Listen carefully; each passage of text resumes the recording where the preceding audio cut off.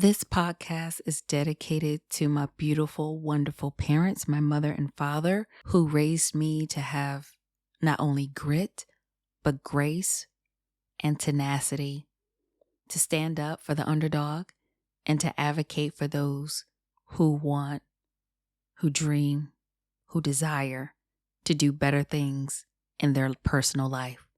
Thank you so much, Mom and Dad. Anthony O'Neill says, if your why doesn't make you cry, then you're not clear on your vision and purpose. In this episode of Work It, Live It, Own It, I'm going to share with you my why, how I became a realtor, and what continues to drive me today to help buyers and sellers, even in the most turbulent of times. Let's dive in. Welcome to Work It, Live It, Own It, a show that explores how to upgrade your lifestyle through life lessons, real estate, and entrepreneurship. Here's your hostess, SaCola Lehr. Everyone has a story, right? We have our struggles, we have our ups and downs. But you know what? I believe that when we share our stories, it's when we connect with each other. It's not about the glitz and glam of the social media profiles. It's about the bumps, the bruises, the scrapes along the way. How we can take a licking, get back up, dust ourselves off, and keep going. You know, the National Association of Realtors talks about how a home represents stability. And when that stability is taken away from you, it can rock your entire world. So here's my journey to home ownership and what ultimately led to me becoming a real estate broker. You see, all of my childhood and most of my adulthood, even up to a few years ago, I've moved from place to place. I can't even tell you how many places I've lived in, the different types of housing I've been in. But that word that I mentioned to you earlier in the beginning, stability, that's what stood out to me, the need, the desire for stability, because it was the instability when things were stable for a while and then all of a sudden it felt like the rug was taken right from up under your feet. That's what happened when I was 11 years old. And my stepfather walked out and never returned. My mother wasn't working at the time and it was just me, my mother, and my stepfather. But I remember one day when the school year ended in June, I came home from school and my mother told me that we had to move. The problem is we had no place to go.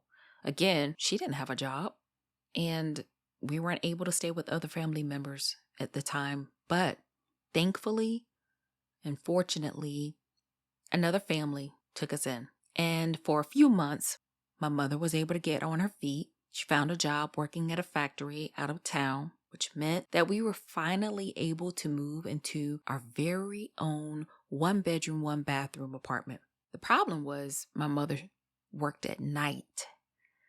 And here I was in the 7th grade. Who was going to let me stay at home alone?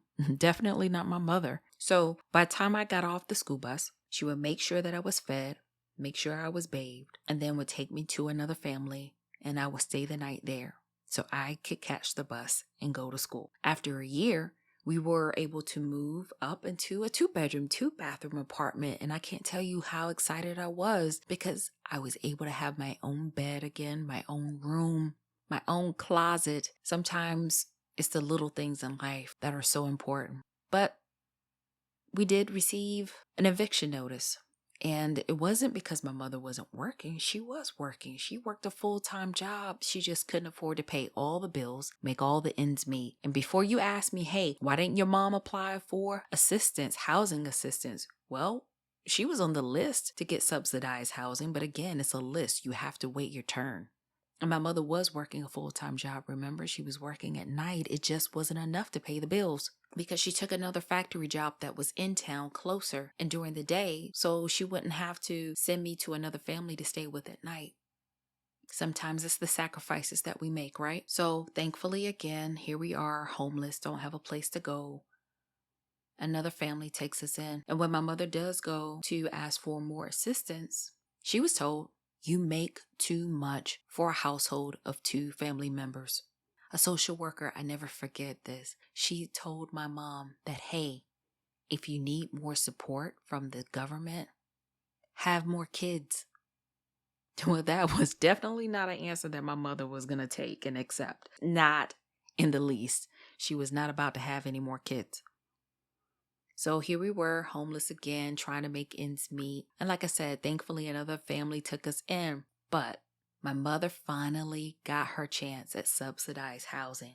And eventually, the time arrived and we were able to move into this brand new quadruplex. No one had lived there before. It was going to be ours, just ours. And we got to pick which unit we wanted. And it was a beautiful, quaint little 2-bedroom, 1-bathroom apartment. And we stayed there for 8 years. Now, it took me from everything that I knew because for all my childhood, I grew up on one side of town. That meant we had to move to another side of town. I had to change schools, didn't know anyone. And I was very scared and nervous, but I was so happy to have a place to call home. And we stayed there for 8 years. Our landlords, who were a married couple, unfortunately decided to get a divorce. And in the meantime, every tenant were still making our payments. We didn't know what was going on until one day we get a notice of foreclosure. And here we are, displaced again, because our landlords had stopped making the mortgage payments. Now, if you want to talk about things coming back full circle, well, they did. We moved back across town to the same apartment complex that I grew up in when I was a little kid. And we lived there until my mother finally decided that she was tired of renting. She wasn't going to pay a landlord. She wasn't going to rely on a landlord making payments for her. If she was going to make those payments, she was going to be responsible for where they were going. So she decided, I'm going to buy my first home. Well, by this time, I had finished college and I started working full time. So you know what I did? I was like, hey, I'm right there with you. I immediately went out and went on a house hunt. I found a 2-bedroom, 2-bath condo in one of the local magazines. And before you guys wonder, what is that for all my millennials and Gen Zs out there? Listen, guys, the way you found a property back in the day was actually going to one of those little stands that says real estate on top, and you pulled out a magazine and you looked at see what all homes or apartments or condos were available in your local area. And so I found it. I called up the agent that was listed there. I went to go tour that condo that night. And then I came home, and to my mother's initial shock, I told her I found her future home. And my mother was in disbelief because she said, how in the world did you find my future home? I didn't go see it. But I told her, I said, I listened to what you wanted. You told me what you wanted. You told me what you needed. And I found it. So much to the listing agent's chagrin, and I didn't realize this at the time, is when you contact the listing agent, they represent the seller. So my mother contacted another real estate broker that I've known ever since I was a little girl. Someone that she knew, that she trusted, to represent her in the transaction. And you know what, guys? That very condo that I went to go see, she bought. And she still lives there to this very day. Now, let's fast forward a few years. I meet my husband, I meet the man of my life, and we get married. And we rent an apartment. I'm used to that. I'm used to the apartment life. I'm used to moving every few years. And so we decided that we were going to rent an apartment for 6 months. And then after that 6 months, we rented a house for 10 years. My husband and I both had steady jobs. We worked for many years. We worked for the government. We had pretty good jobs for the area, but there wasn't much left to put into the savings account each month. And so we started wondering, what are we doing wrong? Because we're getting pay raises. We're making more money than we did when we first got married. How is it that we're not saving money at the end of the month? And finally, we got serious. Now, I heard of Dave Ramsey a while back earlier in our marriage, and I tried to tell my husband about him. But again, sometimes it just happens to be the right moment at the right time when information is received. And so when we both got on board, we started taking the initial steps to using Dave Ramsey's 7 baby steps to become debt-free. We followed baby steps 1 and 2 obediently, and within 2 years, we nearly paid off all of our debt, and we had an emergency fund, enough money to put down on our very first home. But guess what, guys? We didn't even have a clue about home ownership. My husband grew up in homes that his family had owned, but we didn't know what it was like to go through the process of home ownership. I saw my mother do it, but I didn't know the ins and outs. I just found her the home. And before you wonder, well, SaCola, where was your father, your actual father? Well, my father was around. He was always around. He was just active duty military. And when a lot of things started to go down south, he was overseas. But later on, when I started living in that quadruplex apartment, my father came back stateside and we bonded and we became closer as a family. He also set the example of home ownership. He bought a home, he bought rental properties, and I just still didn't have a clue as to what home ownership was about. I saw people do it, but that didn't mean I knew how to do it for myself. And we were skeptical to work with other realtors because guess what? We heard all of the horrifying experiences over the years. And I'll give you a prime example, and some of you can relate.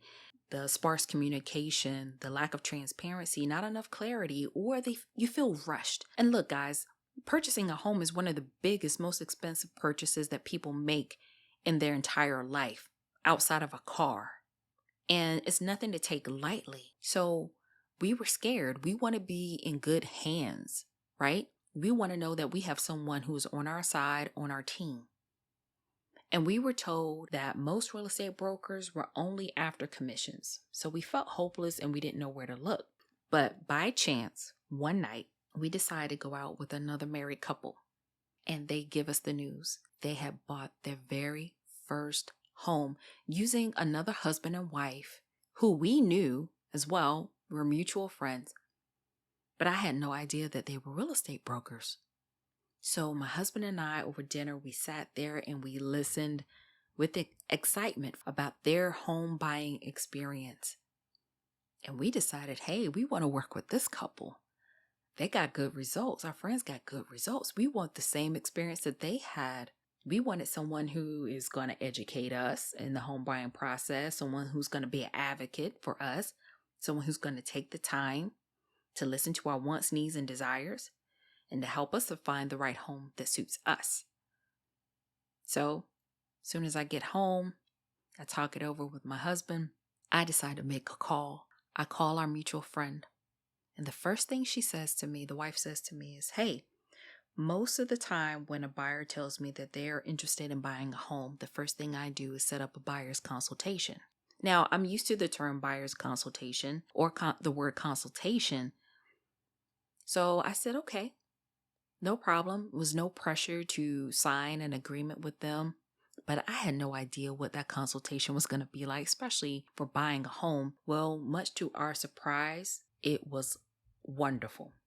That consultation educated us on how to successfully work with the real estate broker. It gave us a foreshadow of what to expect during a transaction that can lead us to our ultimate goal of buying a home. All in that one consultation. And financing wasn't an issue. Our credit was good. We had paid off all of our debt. Again, thanks, Dave Ramsey. But in the beginning, we were pretty certain about going the route of using our credit union to get pre-qualified. And that's where our broker also educated us on the difference between using a financial institution and working with a private mortgage lender. And so, again, we stepped out on faith. We took their advice. And we went with a private lender. And guys, let me tell you, it was the best choice that we could possibly make because we were able to purchase a home. We didn't have to put down 20%. We put down less than 20% and we avoided private mortgage insurance. And what that is, I'll explain a little bit later, but that's a part of your mortgage payment that doesn't even apply to your principal. So you're just making that payment to have the government back your loan. So we were able to avoid all of that by following the suggestions of our real estate broker, and we're so glad that we did. And let me tell you how serious. When I tell you that I'm about business, if I am focused on something, I'll do it. It took us 6 weeks to house hunt, make an offer, go under contract, settle, and close, have our deed recorded in record time of the home buying process. Now, a lot of times it can be quicker if you're paying with all cash, but for us with the financing, we got all our ducks in a row. When the lender asked for something, I provided it soon as possible. And this prompted me the whole while we were buying a home, I was in real estate school. I decided to get my real estate license because of the wonderful experience that I had working with our real estate brokers. They set such a wonderful example for me.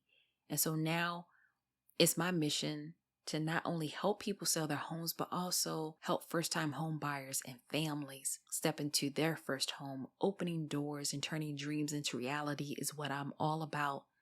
And I understand, and I know that when it comes to working with clients, it's imperative to be a good listener, to educate, to advise, to be honest, transparent, to connect myself with other professionals who will surround my clients and get things done for them. And you know what? I want that same experience for you. It doesn't have to be scary. But guess what? If you don't take action, you'll never truly know what could happen for you. Well, that's my story, guys. And if you've tuned in this long, thank you so much. Thank you for tuning in to my very first episode and listening to my story of going from homelessness to being a homeowner. So tell me, what do you want to hear about the real estate market? Or better yet, if you've already bought or sold a home, tell me, what do you wish your realtor had told you before buying or selling your first home? I'm interested in learning. Again, thank you for tuning in and listening to my journey. I've created this podcast to help dreamers accomplish their goals in life, real estate, and business. So if you like this podcast, make sure you stay tuned in for more episodes. If you value the information I'm sharing, be sure to share with your community and tribe so that way they can work it, live it, own it in their everyday lives. Stay tuned for more episodes. And again, thanks for joining me. Until next time.